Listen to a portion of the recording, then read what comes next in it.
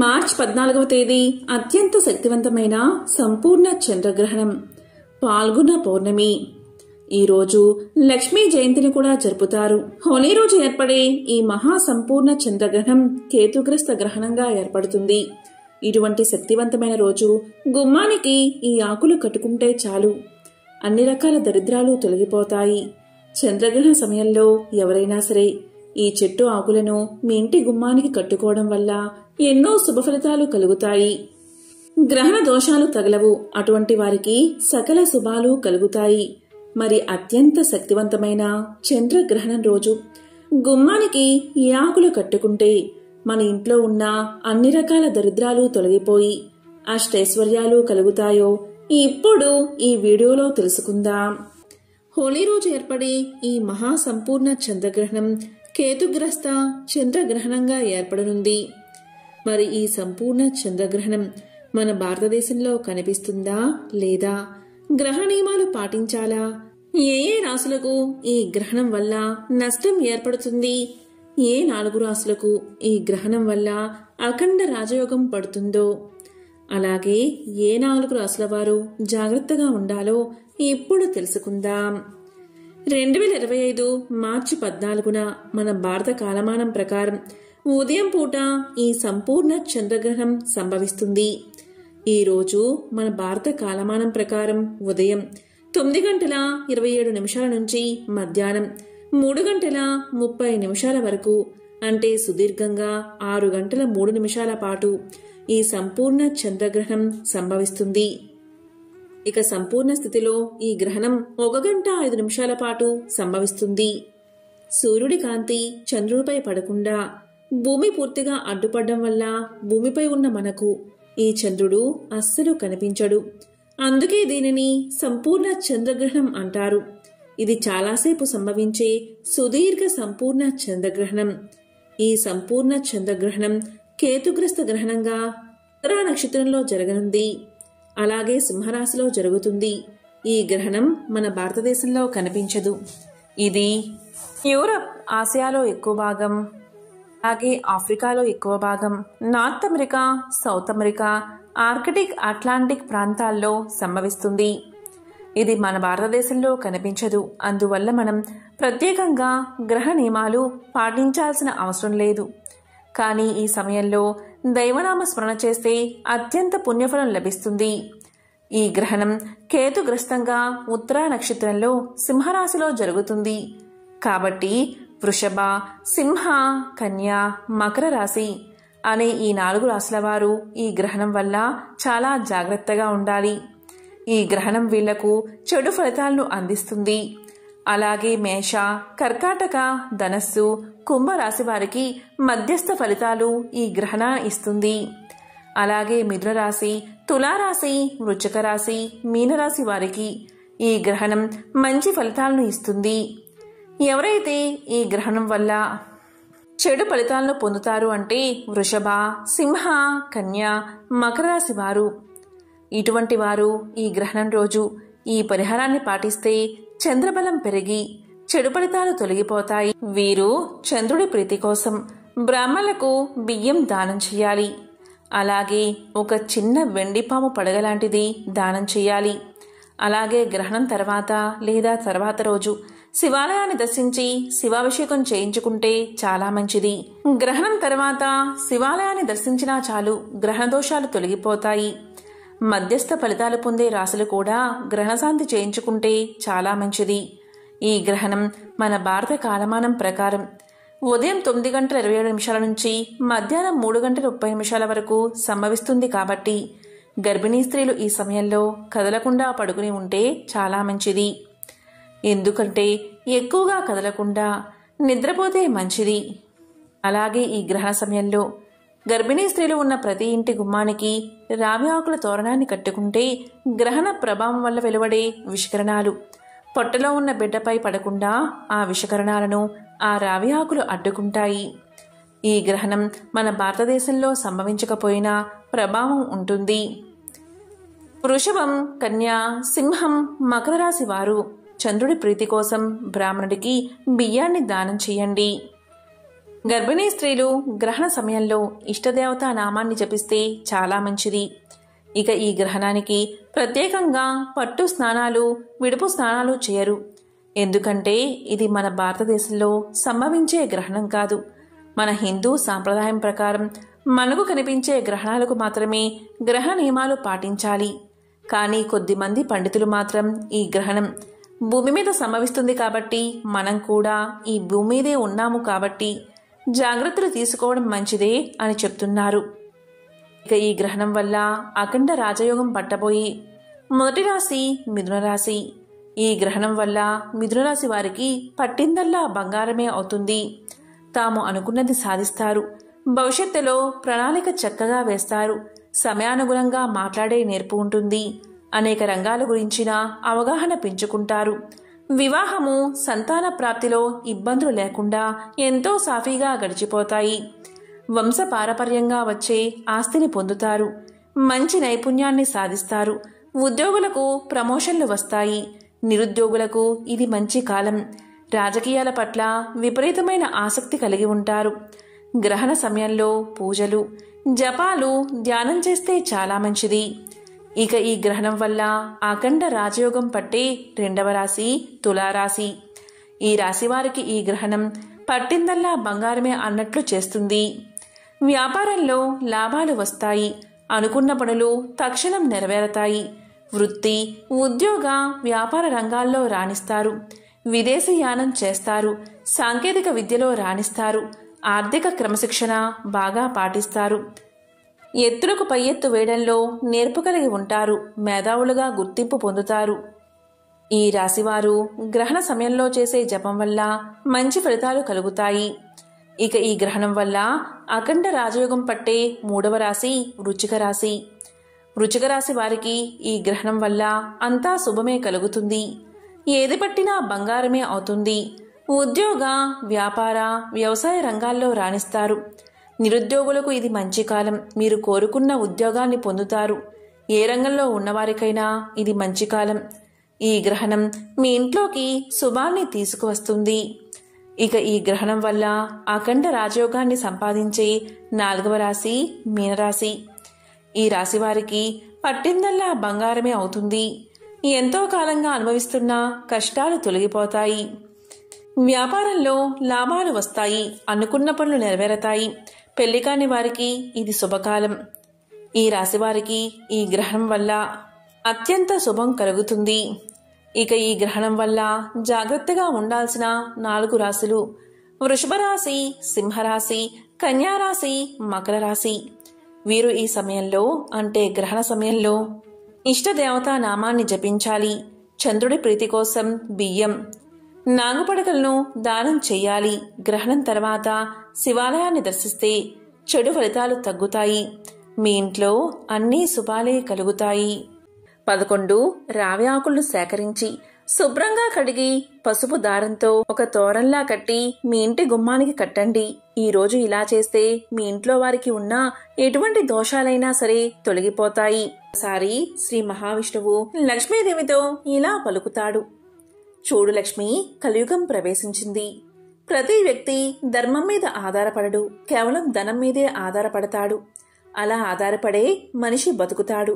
కాబట్టి లక్ష్మి, నీవు భూలోకానికి వెళ్లి ప్రతి వ్యక్తికి కూడా ధనాన్ని అనుగ్రహించు అని పలుకుతాడు. దానికి లక్ష్మీదేవి ఇలా పలుకుతుంది.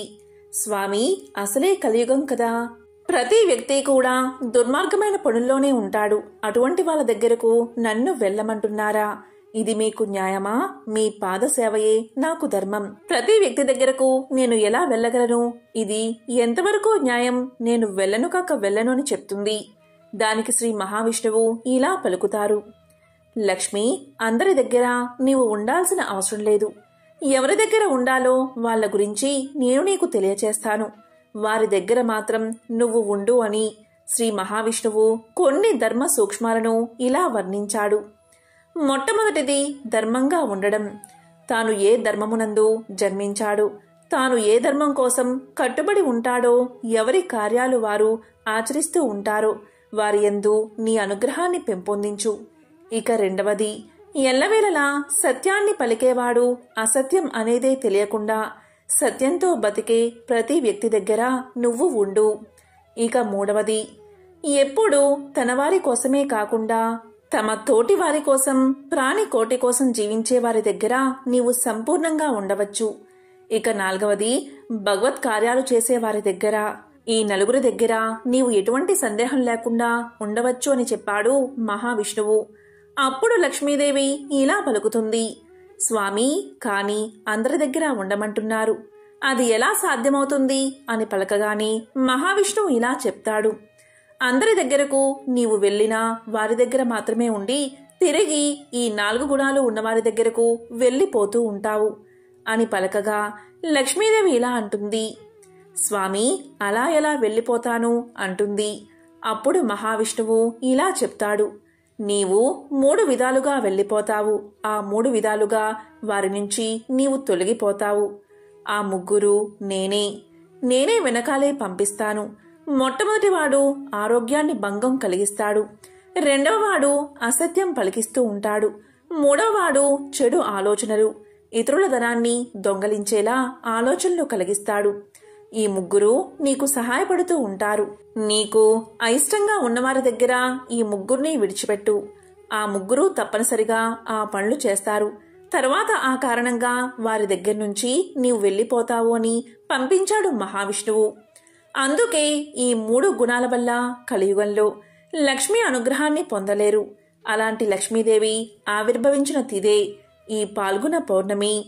మహాలక్ష్మి అనుగ్రహం ఉంటేనే జీవితంలో దేన్నైనా మనం సాధించగలం. సంపద, కళ ఇవన్నీ ఆమె యొక్క లక్ష్మీ రూపాలు, లక్ష్మీదేవి రూపాలు. లక్ష్మీదేవి ఆనందప్రదాయిని. మనందరం అమ్మవారి కృప కోసం ఎదురు చూస్తూ ఉంటాం. కానీ లక్ష్మీదేవి అమ్మవారు సర్వ జగత్తును చూస్తుంది. ఎవరికి ఏం కావాలో ఆ అమ్మకు తెలుసు కదా. ఎవరి కర్మ ఏమిటి, ఎవరి గతి ఏమిటి, ఎవరు ఎంత భరించగలరు ఆ తల్లికే తెలుసు. పసిపిల్లవాడికి ఆహారం ఎంత కావాలో, ఎంత అవసరమో ఓ తల్లికి తెలిసినట్లుగా లక్ష్మీదేవి అమ్మవారికి ఎవరికి ఎంత ఇవ్వాలి, ఎవరికి ఎంత కావాలి అనేది అంతా తెలుసు. ఈ విషయం తెలిసిన వాళ్ళు శాంతంగా ఉంటారు. ప్రతి వారి అవసరం ఆ తల్లికి తెలుసు. ఎవరికి ఎప్పుడు ఎంత ఎక్కడ ఎలా ఇవ్వాలో ఆ తల్లికి తెలుసు. అలా మనం కొలిచే తల్లి లక్ష్మీ అమ్మవారు.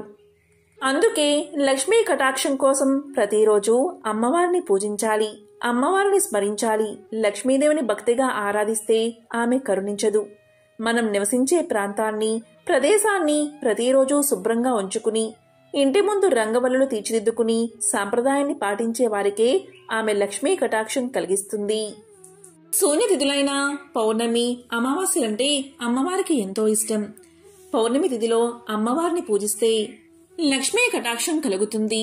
ఇంకా ముఖ్యంగా అమ్మవారు ఉద్భవించిన అంటే జన్మించిన ఈ లక్ష్మీ జయంతి రోజు ఈ విధంగా పూజ చేస్తే అమ్మవారి యొక్క సంపూర్ణ అనుగ్రహం మనం పొందవచ్చు.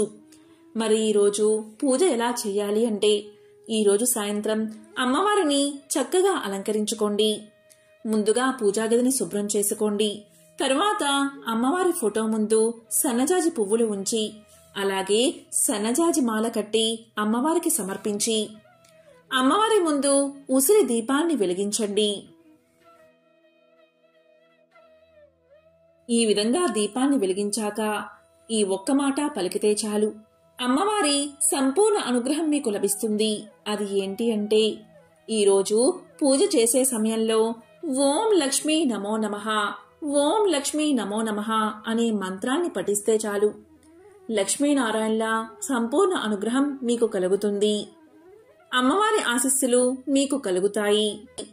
బాలకృష్ణుడు పాల్గొన మాసం పౌర్ణమి తిథిలో ఉయ్యాల్లో వేసినట్లు పురాణాలు చెబుతున్నాయి. ఈ సందర్భంగా పశ్చిమ బెంగాల్లో హోళీ రోజు శ్రీకృష్ణుడి ప్రతిమను ఉయ్యాల్లో వేసి డోలికోత్సవం జరుపుతారు. అలాగే హోళీ రోజున శ్రీకృష్ణుడు రాధను ఉయ్యాల్లో వేసి రంగులు పులిమినట్లు కూడా చెప్తారు.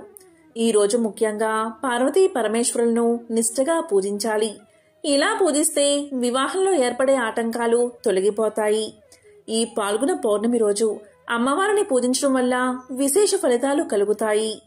పౌర్ణమి రోజున వ్రతాన్ని ఆచరించి సాయంత్రం పూట చంద్రుణ్ణి ఆరాధించడం వల్ల శుభ ఫలితాలు కలుగుతాయి. ఈరోజు లలితా సహస్రనామం పారాయణం చేయడం వల్ల అష్టైశ్వర్యాలు కలుగుతాయి. ఇలా పాల్గొన మాసంలో వచ్చే పౌర్ణమి తిథి ఎంతో ప్రత్యేకమైనది. ఈరోజు సాయంత్రం నుంచి రాత్రిలోపు ఇంట్లో లక్ష్మీనారాయణ ఫోటో ముందు, అలాగే శివ పార్వతుల ఫోటో ముందు ఉసిరికాయతో దీపం వెలిగించి పూజించిన వారికి అష్టైశ్వర్యాలు కలుగుతాయి. దీనికోసం ఒక ఉసిరికాయను తీసుకుని దానిపైన కొంచెం భాగం తొలగించి దాన్ని ఫోటో ముందు ఉంచి దానిపై ఆవు నెయ్యిలో ముంచిన వత్తిని పెట్టి అగరవత్తితో దీపాన్ని వెలిగించండి. ఇలా వెలిగిస్తే అష్టైశ్వర్యాలు కలుగుతాయి. ఇలా వెలిగించి మీ మనసులోని కోరికను చెప్పుకోండి. ఇలా చేస్తే ధర్మబద్ధమైన మీ కోరిక తప్పక నెరవేరుతుంది. ఇలా ఈరోజు ఎవరైతే ఉసిరికాయ దీపాన్ని వెలిగిస్తారో వారి ఇంట్లో అష్టైశ్వర్యాలు భోగభాగ్యాలు కలుగుతాయి. వారు పట్టిందల్లా బంగారమే అవుతుంది. ఆ ఇంట్లో శివపార్వతుల లక్ష్మీనారాయణల అనుగ్రహం తప్పకుండా ఉంటుంది. లక్ష్మీదేవికి ఉసిరికాయ దీపము అంటే చాలా ఇష్టం. అత్యంత శక్తివంతమైన ఈ పాల్గొన పౌర్ణమి రోజు మీరు ఇలా ఉసిరికాయ దీపాన్ని లక్ష్మీనారాయణల ఫోటో ముందు వెలిగిస్తే లక్ష్మీదేవి ఎంతో సంతోషించి ఆ ఇంట్లో స్థిర నివాసాన్ని ఏర్పాటు చేసుకుంటుంది. వారు చేసే అన్ని పనుల్లో విజయం కలిగేలా చేస్తుంది. ఈ రోజు అమ్మవారికి సన్నజాజి పువ్వులను మాలగా కట్టి అమ్మవారికి సమర్పిస్తే మీరు చేపట్టిన పనులు దిగ్విజయంగా పూర్తవుతాయి. లక్ష్మీదేవికి దద్దోజనం కలకండ నైవేద్యంగా సమర్పిస్తే శుభ ఫలితాలు కలుగుతాయి. ఈ రోజు ఆవు నెయ్యితో దీపారాధన చేస్తే సకల దోషాలు తొలగి ఆర్థిక ఇబ్బందులు తొలగి సకల ఐశ్వర్యాలు కలుగుతాయి. ఇక ఈ రోజు రాత్రి పౌర్ణమి గడియల్లో అటుకులు, బెల్లం, పాలు ఈ మూడూ కలిపి తింటే మానసిక బలం పెరుగుతుంది. ఎందుకంటే చంద్రుడు మన కారకుడు కాబట్టి ఈ విధంగా చేస్తే మానసిక పరమైన సమస్యలు తొలగిపోతాయి. మనశ్శాంతి కలుగుతుంది. జీర్ణక్రియ మెరుగుపడుతుంది. మానవ శరీర వ్యవస్థను శుద్ధీకరిస్తుంది. అత్యంత పర్వదినమైన ఈ రోజు ఈ పాల్గొన పౌర్ణమి రోజు ఉదయం సాయంత్రం స్నానం చేసే నీటిలో చిటికెడు కల్లుప్పు అలాగే ఉసిరికాయ ముక్కలు వేసుకుని స్నానం చేస్తే ఆ నీటి ద్వారా పాపాలు దరిద్రం తొలగిపోతాయి. ఉసిరికాయను ముక్కలుగా కోసి అలాగే కొంచెం కల్లుప్పు తీసుకుని స్నానం చేసే నీటిలో వేసుకుని స్నానం చేయండి. ఇలా ఈరోజు స్నానం చేస్తే దృష్టి దోషాలు నరదృష్టి తొలగిపోతాయి. మీరు చేసే ప్రతి పనిలో విజయం చేకూరుతుంది. హిరణ్యకశిపుడి సోదరి పేరు హోళిక. ఈమె మంటల్లో కాలిపోయిన రోజే హోలీ. అందుకే హోలీ రోజు సాయంత్రం పూట ప్రత్యేకంగా ఇంటి ముందు మంటలు వేయాలి. అలాగే ఈ రోజుకు మరొక ప్రాముఖ్యత కూడా ఉంది. కృతయుగంలో రఘు మహారాజు అనే ఒక మహారాజు పరిపాలిస్తున్న సమయంలో దుండి అనే పేరు గల ఒక రాక్షసి ఉండేది. ఆ రాక్షసిని ఆ మహారాజు ఈ రోజే సంహరిస్తాడు. ఆ రాక్షసి మరణించిన కారణంగా కూడా ప్రజలందరూ ఈ రోజు మంటలు వెలిగించారు. అందుకే హోలీ రోజు ఇంటి ముందు భాగంలో భోగి రోజు వేసినట్లు మంటలు వేయాలి. దీన్నే హోళికా దహనంగా చెప్తారు. ఇలా ఈరోజు ఇంటి ముందు భాగంలో మంటలు వేస్తే నరఘోష, నరపీడ, దిష్టి దోషాలు వంటివి సులభంగా తొలగిపోతాయి. హిరణ్యకశ్యపుడి సోదరి హోళిక మంటల్లో పడిపోయిన రోజు కాబట్టి, దుంది అనే పేరుగల రాక్షసి చనిపోయిన రోజు కాబట్టి ఈ పౌర్ణమి రోజు సాయంత్రం పూట మంటలు వేయాలి. ఈ రాక్షసి అలాగే హోళిక చిన్న పిల్లలకు అనేక బాధలు కలిగిస్తారు. చిన్నపిల్లల్ని ఇబ్బందులు పెడతారు. అందుకే ఇద్దరిని మంటల్లో దహించి వేస్తున్నట్లుగా ఇంటి ముందు మంటలు వేయాలి. ఇలా చేస్తే మీ పిల్లలకు ఎటువంటి బాధలు ఉండవు. చిన్నపిల్లలకు దిష్టి దోషాలు పోవాలి అన్నా ఈ రోజు సాయంత్రం మంటలు వేయాలి. ఆ మంటలు ఎలా వేయాలి అంటే ఎండిపోయిన కర్రపుల్లలు తీసుకోండి. అలాగే ఎండిన ఆవు పిడకలు తీసుకుని అవి ఇంటి ముందు కుప్పలా పోసి మంటను వెలిగించి ఆ మంటల చుట్టూ ఇంట్లో సభ్యులందరూ పిల్లలతో సహా 3 సార్లు తిరగండి. ఆ తరువాత ఆ మంట నుండి వచ్చినటువంటి బూడిదను తీసుకుని చల్లారిన బూడిదను తీసుకుని పిల్లల తలపై రాయాలి. అలాగే చేతుల మీద రాయాలి. ఇలా చేస్తే మీ పిల్లలకు సంవత్సరం మొత్తం కూడా నరదృష్టి, నరపీడ, దిష్టి దోషాలు తగలవు. అనారోగ్య సమస్యలు, దోషాలు తొలగిపోతాయి. ఇక మీరు కూడా ఆ బూడిదను తీసుకుని మీ ముఖం మీద చేతుల మీద రాసుకోండి. ఇలా చేస్తే అన్ని శుభాలే కలుగుతాయి. బూడిదలు రాసుకునేటప్పుడు ఇలా అనాలి: దుండి రాక్షసి పీడ నివారణార్థం అని పలకండి. దుండి రాక్షసి పీడ నివారణార్థం అని పలకాలి. అసలు ఈ రోజుకు హోళికా పౌర్ణమి అనే పేరు ఎలా వచ్చిందో తెలిపే పురాణ కథను ఇప్పుడు తెలుసుకుందాం. ఈ కథను విన్నంతనే జన్మల పాపాలు తొలగి కోటి జన్మల పుణ్యం వస్తుంది. వైష్ణవంలో రాక్షసులకు రాజైన హిరణ్యకశ్యపుడు చాలా కాలం తపస్సు చేసి తన్ను చంపడం, ఇతరులకు అసాధ్యమయ్యేలాగా బ్రహ్మచే వరాన్ని పొందాడు. గాలిలో కాని, ఆకాశంలో కాని, భూమిపై కాని, నీటిలో కాని, అగ్నిలో కాని, రాత్రి కాని, పగలు కాని, దేవ దానవ మనుషులచే కాని, జంతువులచే కాని, ఆయుధాలచే కాని, ఇంట గాని బయట గాని మరణం ఉండకూడదు అని వరాన్ని కోరుకున్నాడు.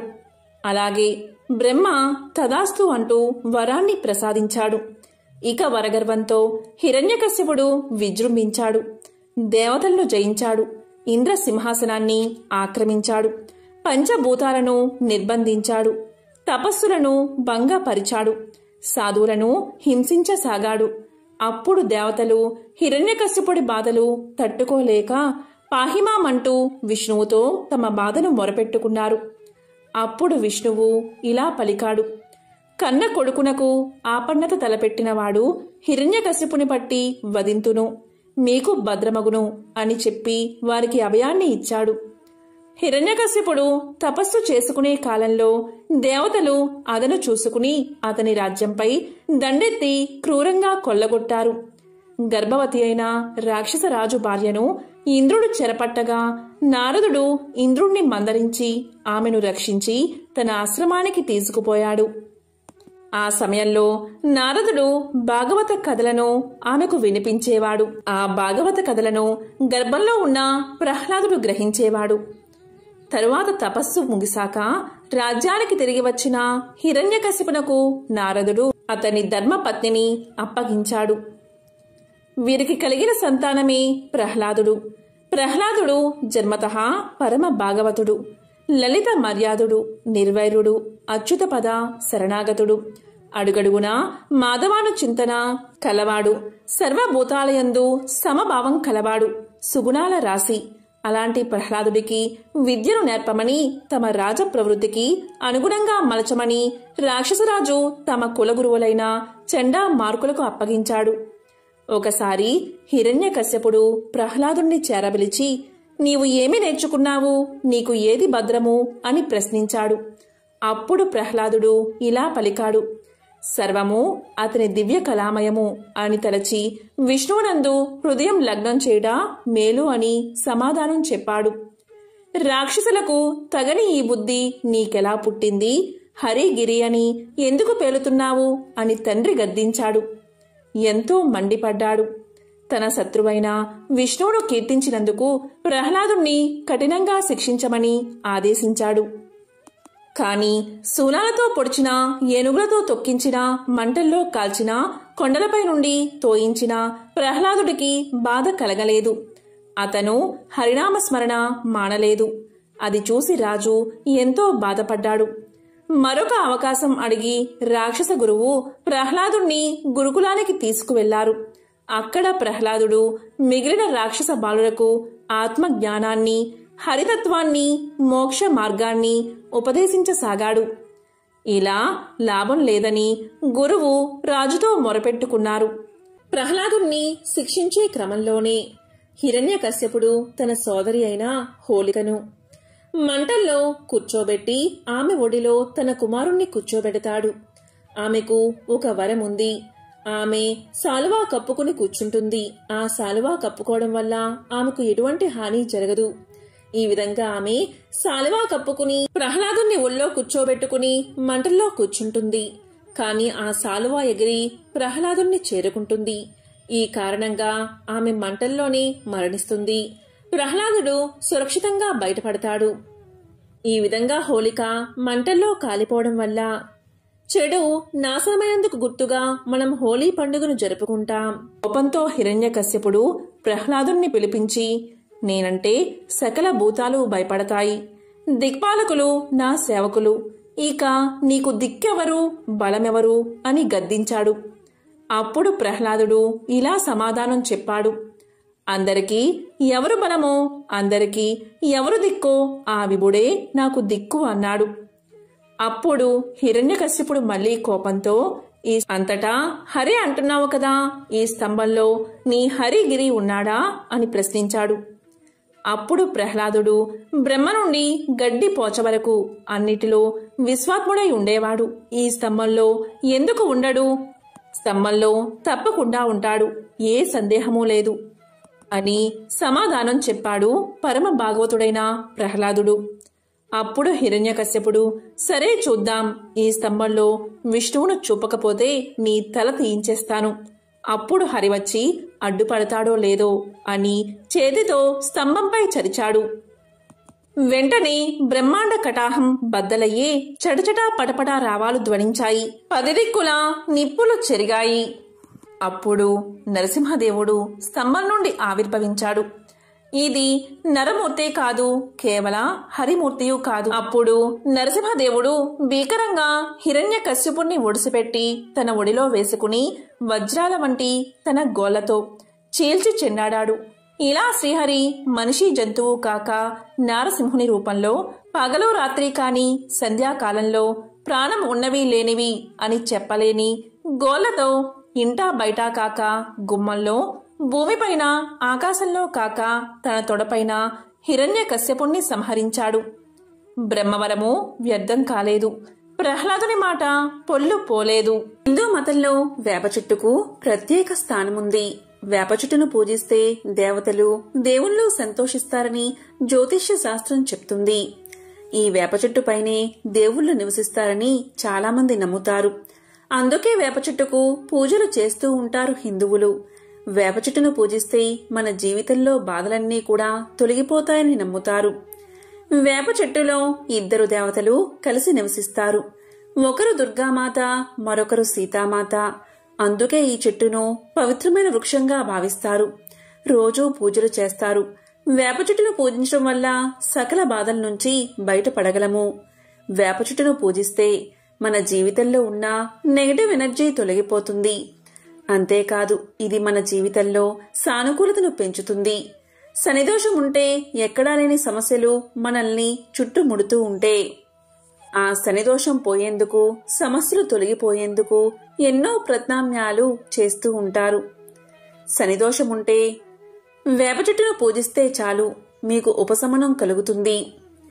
ఇలాంటి వేప చెట్టు మొదట్లో ఏం పడేయాలి అనే విషయం ఇప్పుడు తెలుసుకుందాం.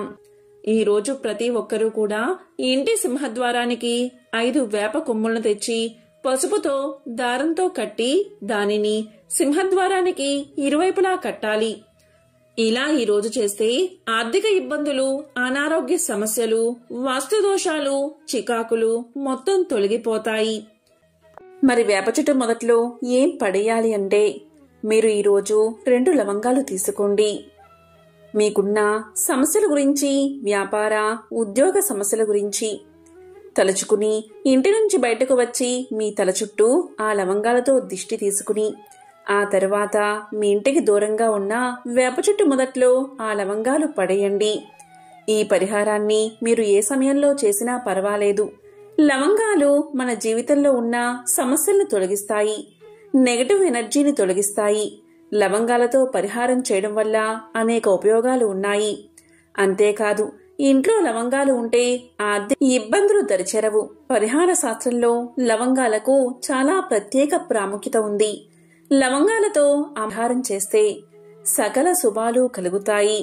మీ పూజా గదిలో లవంగాలు ఉంచడం వల్ల మీ ఇంట్లోకి నెగటివ్ ఎనర్జీ అనేదే రాదు. వారంలో ఒకసారి కాని లేదా పౌర్ణమి, అమావాస తిథుల్లో కాని మీ పూజా గదిలో దీపాన్ని వెలిగించి అందులో 2 లవంగాలు వెయ్యండి. ఇలా లవంగాలు వేసి దీపాన్ని వెలిగిస్తే సకల దోషాలు తొలగిపోతాయి.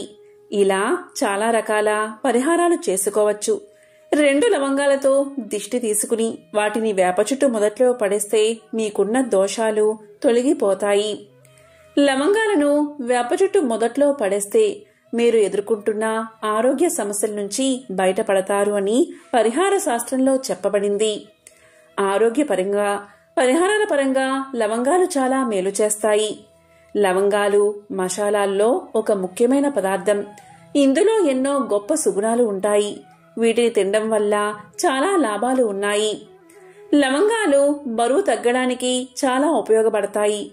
లవంగాలను తీసుకుంటే క్యాన్సర్, షుగర్ లాంటి సమస్యలు దూరమవుతాయి.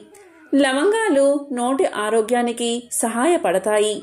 వీటిని తీసుకోవడం వల్ల నోటిపూతలు, దంతాల వాపు, చిగుళ్ల వాపు వంటి అనేక సమస్యల నుంచి బయటపడవచ్చు. లవంగాలు రక్తాన్ని శుద్ధి చేస్తాయి. ఇందులో ఉండే యాంటీ బ్యాక్టీరియల్ గుణాలు ఇమ్యూనిటీని పెంచుతాయి. యాంటీ ఆక్సిడెంట్స్ మనకు రోగాలు రాకుండా సహాయం చేస్తాయి. లవంగాలు క్యాన్సర్తో పోరాడడంలో చాలా ఉపయోగపడతాయి. క్యాన్సర్ అభివృద్ధిని నిరోధించడంలో సహాయపడతాయి. కడుపులో అల్సర్తో బాధపడేవారు లవంగాలు తీసుకోవడం వల్ల చాలా మేలు చేస్తాయి. లవంగాలు ఆరోగ్యపరంగా కూడా ఎంతో మేలు చేస్తాయి. లవంగాలు మన జీవితంలో ఉన్న బాధలను, దరిద్రాన్ని దూరం చేస్తాయి. ఓం శ్రీ మహాలక్ష్మియే నమః. ఓం శ్రీ మాత్రే నమః. ఓం నమః శివాయ. ఓం నమో నారాయణాయ.